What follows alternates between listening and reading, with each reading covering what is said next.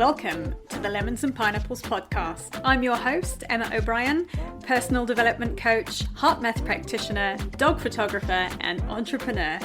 In this podcast, I share tools, strategies, and amazing guest interviews to help you improve your mindset and your well-being with a sprinkle of fun and probably some mention of dogs along the way. So without further ado, let's squeeze the day. Hi folks, welcome to episode 60 of the podcast with my guest, Cassandra Rosa. If you've ever had a moment in life where you've been totally stuck and faced with a moment of now what, this episode is for you. We're going to be talking about how to overcome moments where you feel like all your options have gone and you simply don't know what to do next. First, a bit about my guest. Cassandra Rosa is a certified healer and life and intuitive business coach. She helps spiritual entrepreneurs create fulfilling lives and impactful businesses. In her coaching practice, she loves to teach her clients how to clarify their path to their purpose, connect to their inner confidence, and create the fulfilling business they daydream about. Cassandra is a Reiki master, an award-winning speaker, and an award-winning author of her book, Now What? Create the Clarity to Achieve Your Dreams. Cassandra is also a podcast host of a personal development and business podcast called Fulfilled Female Entrepreneur. Welcome to the podcast, Cassandra. Thank you for having me. I'm so excited to connect with you. And I just want to speak to the magic of the internet, that we're on the opposite ends of the world right now and we're collaborating. So that's amazing. It's wonderful, isn't it? And this, I think podcasting is the new networking, and it's been an amazing way for me to connect with people. So thank you for joining me. We've got quite a time difference going on here as well. So lots of things coming together for this conversation. I am of the opinion that we often, as coaches and healers, end up doing work with our own clients as a result of the experiences we've had in our lives that bring us to a point of wanting to help people. So I'm curious if you could start us off by sharing your own now what moment and what brought you here today. I would love to. So from a very young age, I felt very connected to making a difference in the world. I didn't know what that meant, but leadership opportunities and making a difference in my community really called to me. So come the time when you're in high school and you have to choose what you're going to do with the rest of your life at, 18, which is so crazy, I thought, okay, maybe I'll be a teacher or a psychologist. So I ended up going to school in Canada for psychology. And halfway through my degree, I felt this pull for more. So I felt like the path that I was on wasn't for me. And I kept thinking, now what? Now what? What am I going to do with my life?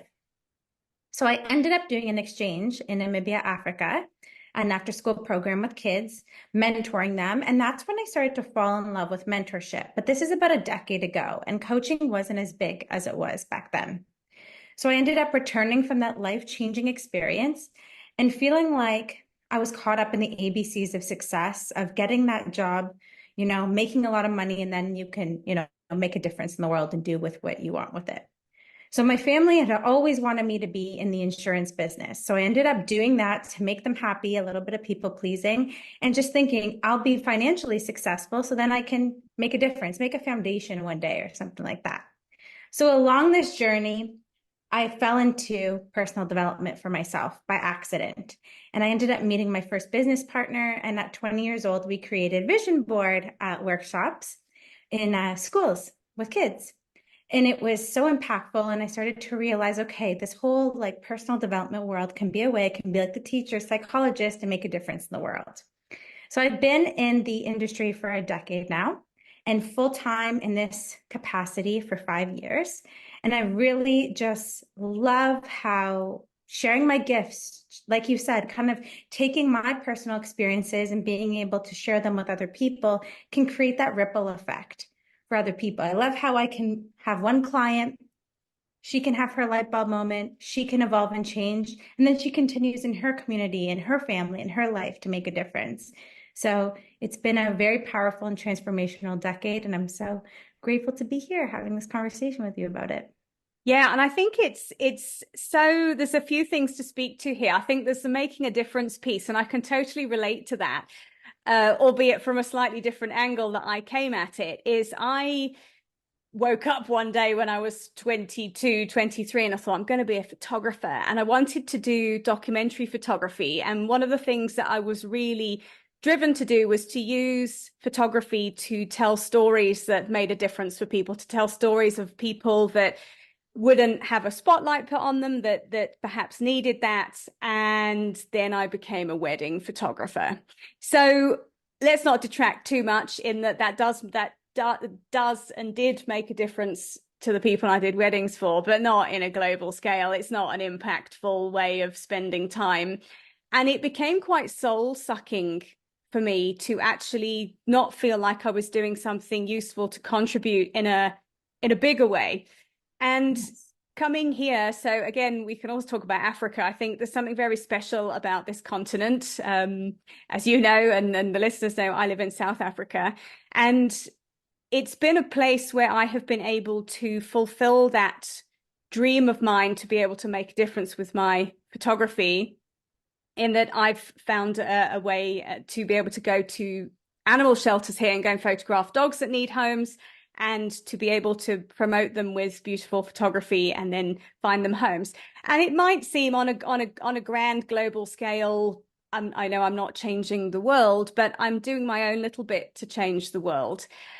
But yet that's not necessarily how I make my money. And I think sometimes we can get caught up with the frustration of wanting to have a career that pays and makes a difference, and wanting to do something else that makes a difference but doesn't generate money. And I think it's marrying the two together. Coaching is a perfect space to do that. And I resonate with what you've said about the fact that when you coach somebody and they have a big shift, it ripples out into their lives, it ripples out into their families' lives. And I think when we give ourselves permission to show up as our authentic selves, which as coaches is what we're helping people do, and however that looks for them, you give other people permission to do that. And I think it's just a wonderful way of shining a light there. So I think it's great that you're doing that. Tell me a little bit more about your experience in Africa. Oh, wow. It was amazing. Funny enough, so I did an exchange in the Netherlands first, and I fell in love with travel and just going outside of my comfort zone and going outside of my kind of Canadian bubble I was in. And when I came back, I'm like, I'm ready for more. So I went to the lady that introduced me to the exchange. She said, well, it's kind of last minute, but there's this opportunity to go to Namibia, Africa. There's all these kids. There was all teachers. It was like a teacher program. And she said, I know you're not a teacher, but I can always add you in. There's some spots available because I know you and I know that you have a passion for it. So it was kind of like a yes, just like an immediate yes opportunity. And, there's a lot of stigma with Africa and North America, and people were trying to turn me for it. But I just felt this call, like this yearning to go there. So it was an after school program with kids in Namibia. And so we were doing a lot of different activities with them. We were playing different sports with them, and we were kind of speaking to like confidence and kind of personal development then. Little did I know, because we ended up going to this after school program, and they kind of gave us free run to do whatever we wanted to do with them. So I remember having these like intimate conversations about their life with some of these girls one-on-one, and just seeing the little light bulb moments. That's when I started to kind of fall in love with that whole experience. And it's been a decade, and I've still managed to kind of keep in touch with some of these girls. And, it was such a special moment in time that I look back to often, and just seeing how powerful these experiences can be when you go outside of your comfort zone, when you follow your gut, you trust your intuition to take yourself there, how profound these experiences can be. Yeah, and it's interesting that you talk about kind of trusting your gut and having the confidence to go after stuff. I think that's something a lot of people find very hard. I get the sense that we're probably quite similar in terms of kind of just going for things. I'm very quick to make decisions, and I'll just go for something and then kind of figure it out afterwards. But for somebody who is listening to this and thinking, I'd love to do something like that. I'd love to start my own business. I'd love to go and volunteer in Africa for 6 months, but I can't. What would you say to somebody who's in that space? Yeah. So in those now what moments that are all that you're speaking to, right? Of, wanting to change careers, start a business, you have these ideas, right? And you have that kind of general daydream. And then it's like, now what? There's that like little bit of confusion of stepping forward or a lack of confidence or wherever it may be. I think it's really about changing a relationship with fear. So I feel like there's lots of fears that come up when you're stepping outside of your comfort zone. And the way that I've changed my relationship with that type of fear is really seeing it as a compliment. Because my heart, my soul, my intuition is so confident that if I take that step, my life will change in such a magical way. But we are beings that are still kind of connected to the caveman days with that like safety and security, right? So it's like when you leave the cave, you might be eaten by a lion, right? That's the way our brain kind of works. We're not in that kind of situation as much anymore as we were back then. So seeing that by stepping outside of your comfort zone, you're not going to be eaten by a lion. It's leading into that intuitive knowing and seeing it as a compliment. Your soul, your heart is so confident if you step outside of your comfort zone that your kind of inner cave woman, caveman is coming in and setting off the sirens to kind of keep you safe and keep you in the cave. So once I acknowledged that part of myself and understood that fully, I was able to make those big steps and develop more of a self-trust to be able to go after what I'm daydreaming about. Yeah, I think there's that big thing, isn't there, of understanding our own fear and knowing that it's there keeping us safe. It's been one of the things I've been working on my own self-development journey of working with that inner voice that goes, this isn't a good idea. Or the thought, the kind of ruminating worry thoughts. I'm an excellent catastrophizer. So that is something I'm very much doing my own inner work on, is I will jump to literal worst case scenario. And I think it's about noticing that happening and then going, hang on a minute, we're not really being very logical here. So I understand that you worry thoughts are trying to keep me safe, but actually you're also keeping me stuck. Mm-hmm.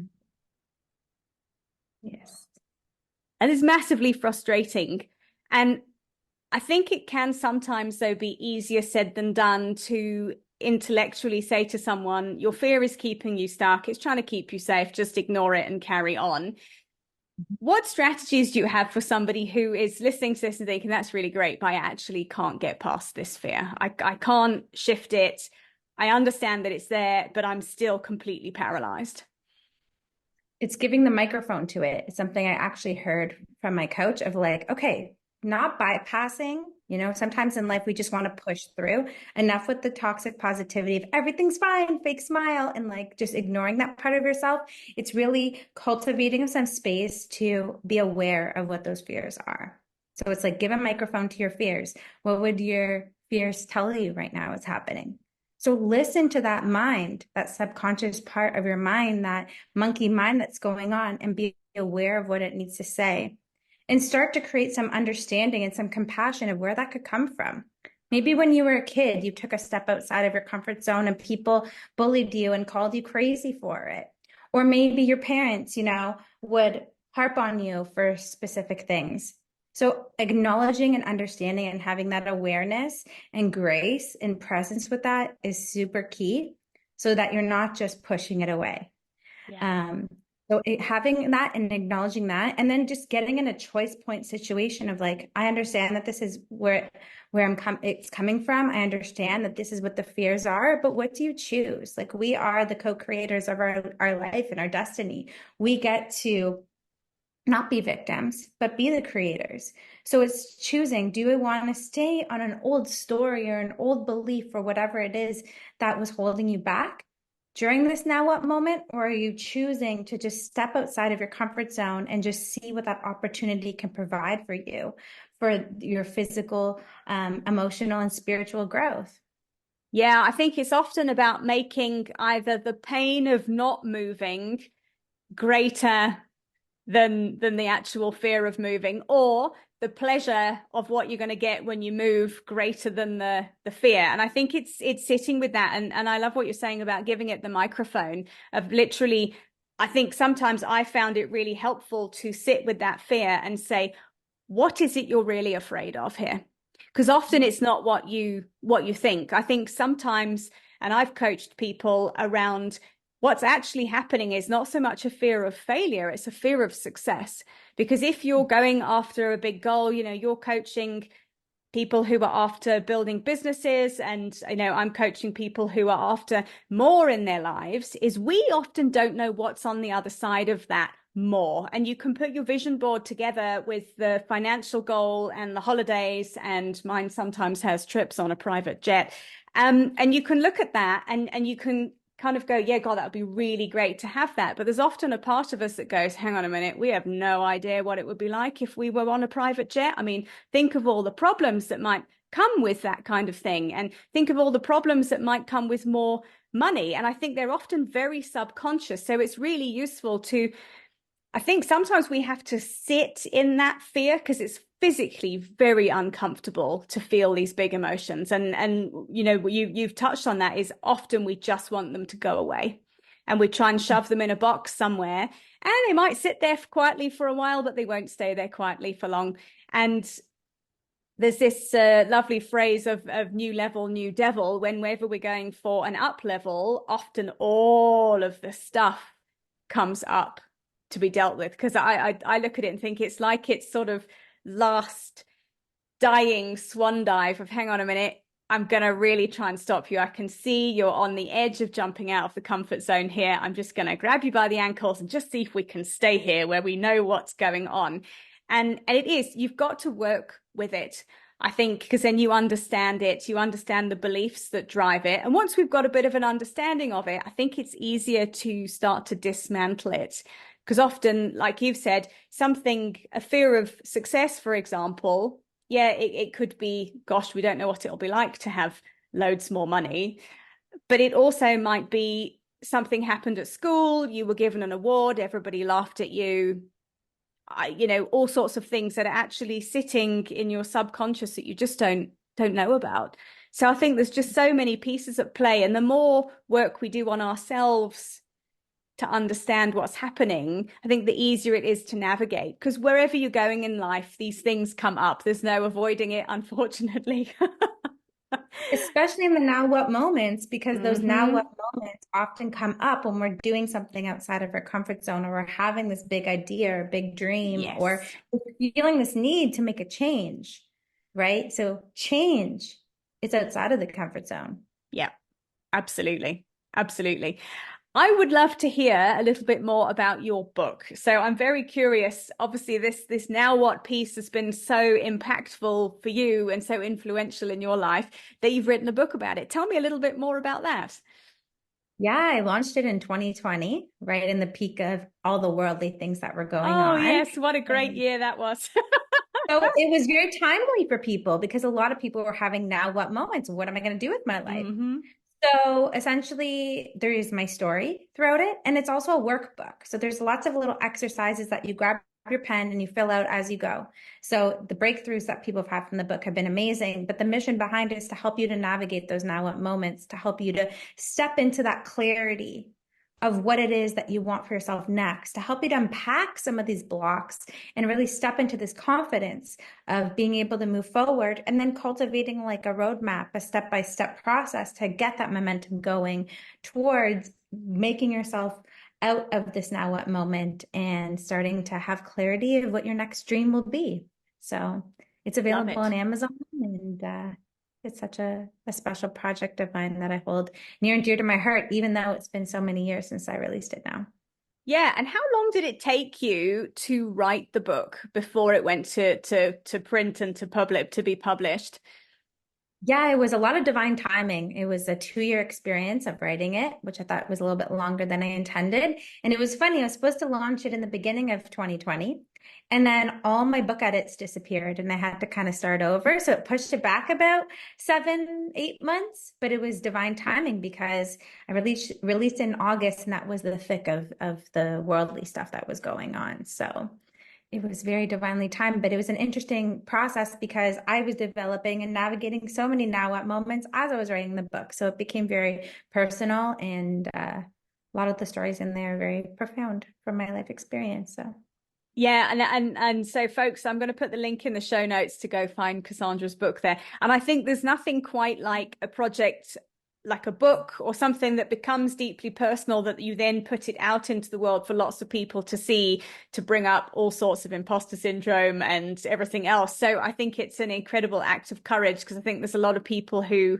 want to write a book but never quite get to it. And a lot of very consistent and quite strict time management with writing it as well.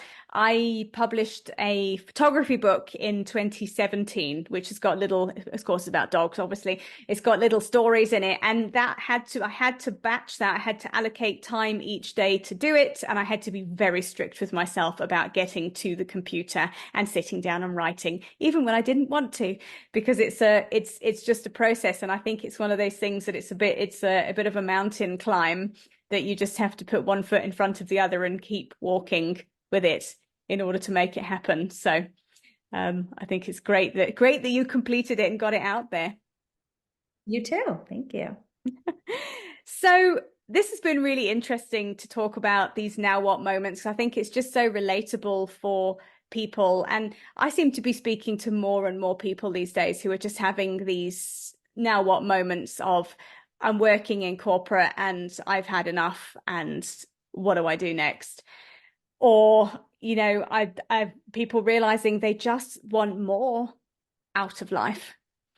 And we're told, I think, and conditioned into, well, if you're comfortable, you should be grateful for what you've got. How do you speak to that external messaging of people who sort of say, well, you should be happy with what you've got? Why do you want more? You're comfortable. You've got a nice life. Who are you to ask for more? I think you can have both. You can be happy from where you're at in this present moment and still long for something more fulfillment, more confidence, more happiness, more joy, whatever that is for you. So I think it's having both and acknowledging, hey, you know what? I can be grateful for where I am. I can be grateful for my 9 to 5 that's able to give me, my safety, security, comfortability that I need. But I also, this moreness thing, this daydream that I'm having when I'm in the office doing the cold calling, I'm feeling that. Or, having conversations with friends that are in the place that I want to be, that moreness is amazing. And I think, a lot of naysayers are going to come up because they might not get it, because, they say the top 1%, 10% of people do the things that most people aren't going to do. So for people that are in the early stages and they're thinking, now what? I want to create a business. Now what? I want to find my purpose. I would really lean into a community of people that are on the similar path as you, and really lean into that and share your experiences there. And then the people that might not be supportive or might not get it, it's okay. Maybe keep some of that near and dear to your heart until the time being, until you feel like you're confident and you're ready to step into it fully and be able to share it with them. I know that was big for me when I was starting, is leaning into the community and not expecting everybody to get and approve the choices that I make. Yeah, I think there's two things I hear in there that I think are really important. It's giving yourself permission that it's okay if you want more. And it's finding a tribe of people who are also on a similar journey to you as well. I think there's nothing like being surrounded by like-minded people when you're working on an up level in life or business, whatever it is, to be in that vibration of other people who are doing the same things. Very motivating as well. I found being in, I've been in a couple of group coaching programs, and it's been massively influential in the level of success I've achieved. So thank you for sharing that. For anybody who is having a now what moment and they'd like to get hold of you and talk to you more about how you might help them, where can folks find you, Cassandra? Yeah, CassandraRosa.com has all my different offerings, my podcasts, my book link. So you can go and check that out, or you can come on to Instagram. My handle is Cassandra Rosa A. So you're welcome to come and connect with me, DM me. My DMs are always open. It'd be beautiful to connect with you and support you on your journey. Wonderful. I will put all the links in the show notes, and I believe you have a free gift for the listeners as well. Just tell us a little bit more about that. Yeah. So if you're an aspiring entrepreneur and you had this dream of what you want to bring forth, but you keep doing this one step forward, two steps back type of motion, I have the Confident Entrepreneur Journal available for you for free. And it has 22 different journal prompts to help you to learn how to act in spite of your fears and finally take the steps to get the momentum going to make a difference and an impact in your own ripple effect on the world. Wonderful. I'm going to share that as well. I actually downloaded it today as well. So it's jam-packed with things. And I think journaling has been a really great tool, and it's very powerful just to uncover. We've talked about blocks today. It's really powerful for helping you to uncover blocks. And you might have a moment of, oh, that is why I'm struggling with this. And often there are things that come up and you go, oh, I understand why that's bothering me now. And then you can carry on. So journaling, super useful. And those journal prompts in there are great. So Cassandra, Yeah. thank you again for joining me today. It's been a really lovely conversation and I've really, really enjoyed it. Thank you for having me. It's been so much fun. Thank you for joining us, folks. I will see you again next week. Bye for now. Thank you for listening to today's episode. If you've enjoyed it, please share with your friends and be sure to leave me a 5-star rating and review, especially if you're listening on Apple Podcasts. To find out more about my one-on-one coaching, please visit my website, which is emmaobriencoach.com. And remember, folks, when life gives you lemons, you can always choose another fruit. See you next time.